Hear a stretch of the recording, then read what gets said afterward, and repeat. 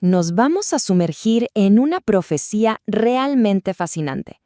Viene del libro de Daniel, un texto que tiene más de 2000 años y que, bueno, parece que describe el futuro con una precisión que, la verdad, te deja pensando. Y aquí va la gran pregunta, ¿no? ¿Cómo es posible que una visión del siglo VI antes de Cristo pudiera predecir con tanto lujo de detalle el choque de imperios que iba a pasar 200 años después? Suena increíble, ¿verdad? Pues vamos a ver qué hay detrás de todo esto. Bueno, para entender esto tenemos que ir al principio. Todo empieza con el profeta Daniel. Y ojo, no es un joven, estamos hablando de un hombre que ya ronda los 90 años. Y es ahí, en Susa, que se convertiría en la capital del imperio persa, donde tiene una visión que lo va a cambiar todo. Miren, el año es más o menos el 551 a.C.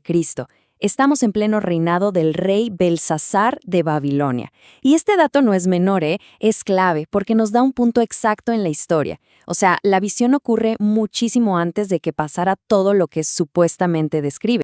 Entonces, ¿qué es lo que ve Daniel? Pues ve una batalla, pero una batalla épica entre dos animales simbólicos, dos bestias que se pelean a muerte por el control del mundo. Claro, no son animales cualquiera. Cada uno representa algo.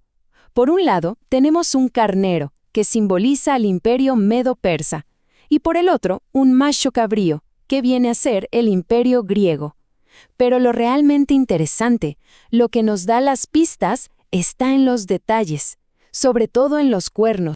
Y aquí es donde la cosa se pone específica. La visión dice que el carnero tiene 2 cuernos, pero uno crece más tarde y se hace más alto. Y esto, históricamente, encaja a la perfección. Es una imagen de cómo los persas, con Ciro a la cabeza, terminaron siendo la fuerza dominante sobre los medos, que eran sus socios. Ahora pasemos al macho cabrío. La visión lo describe moviéndose pero tan rápido que ni siquiera tocaba el suelo. ¡Qué imagen! Es una metáfora perfecta para la campaña militar de Alejandro Magno. Una conquista relámpago, imparable. ¿Y ese cuerno único y notable? Bueno, es él. Sí, ese gran cuerno es identificado casi unánimemente como Alejandro Magno. Un verdadero genio militar que en poquísimo tiempo conquistó prácticamente todo el mundo conocido. Su velocidad era legendaria. Es que su carrera fue un visto y no visto. Se convierte en rey y en poco más de una década lo conquista todo. Y justo cuando está en la cima del mundo, con solo 32 años, muere. De repente. Fue un ascenso meteórico y un final, pues, totalmente inesperado y abrupto. Y aquí es donde la profecía da un giro escalofriante, la verdad. Dice que cuando se hizo fuerte, el gran cuerno fue quebrado. O sea, predice su caída justo en el momento de su máximo poder, justo como le pasó a Alejandro. Tal como lo anticipaba la visión, ¿qué pasó después de su muerte? Pues su gigantesco imperio se rompió en pedazos. No hubo un sucesor, sino que se lo repartieron entre sus 4 generales más importantes. Esos son los 4 cuernos que surgieron, aunque claro, ninguno llegó a tener el poder que tuvo Alejandro. Pero la visión sigue, ¿eh? No se detiene con la división del imperio. Ahora la atención se centra en una nueva figura. De uno de esos 4 reinos griegos sale un cuerno pequeño. Uno que empieza chico, pero que va a crecer y a volverse muy, muy poderoso. Esta figura histórica es Antíoco IV Epífanes, un rey del imperio Seleucida, que era uno de esos 4 reinos. Y bueno, es conocido por su crueldad, sobre todo contra el pueblo judío. Con él, la profecía llega a su clímax más oscuro. La gran obsesión de Antíoco era lo que se conoce como helenización. Básicamente, quería que todo el mundo en su imperio fuera griego, que pensaran como griegos, que rezaran a los dioses griegos, que vivieran como griegos. Y claro, esto fue un choque directo y brutal contra la cultura y la fe del pueblo judío. Y esto no fue una sugerencia, fue una imposición a la fuerza.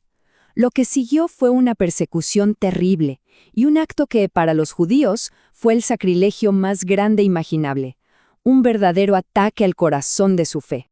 Miren el nivel de lo que hizo. Prohibió el estudio de la Torá, su libro sagrado, prohibió guardar el Sabbat, hasta mandó a quemar los rollos sagrados en público. El objetivo era claro: borrar por completo la identidad judía. O te convertías, o te enfrentabas a las consecuencias. Pero la gente no se quedó de brazos cruzados. La respuesta fue de una valentía impresionante. Hay registros históricos, como en el libro de los Macabeos, que cuentan cómo muchísimos prefirieron morir antes que traicionar sus creencias y las leyes de sus antepasados. Y por si fuera poco, la visión da un plazo de tiempo específico para todo este horror: 2300 tardes y mañanas. Según la interpretación histórica, esto equivale a un poco más de 3 años. 3 años de profanación, hasta que el santuario pudiera ser purificado de nuevo. Y el peor acto de todos, el que colmó el vaso, fue lo que se conoce como la abominación desoladora. ¿Qué hizo Antíoco? Entró al templo de Jerusalén, prohibió los sacrificios a Dios y en el altar sagrado sacrificó un cerdo. Y no solo eso, instaló una estatua del dios griego Zeus en el lugar más sagrado. Fue la máxima ofensa. Pero en lugar de someter al pueblo, logró todo lo contrario. Esta profanación fue la chispa que encendió la rebelión, la famosa revuelta de los Macabeos, una lucha a vida o muerte para recuperar su templo y su libertad.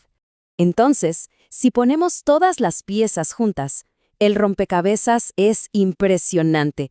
Cada símbolo de la visión encaja con una pieza de la historia.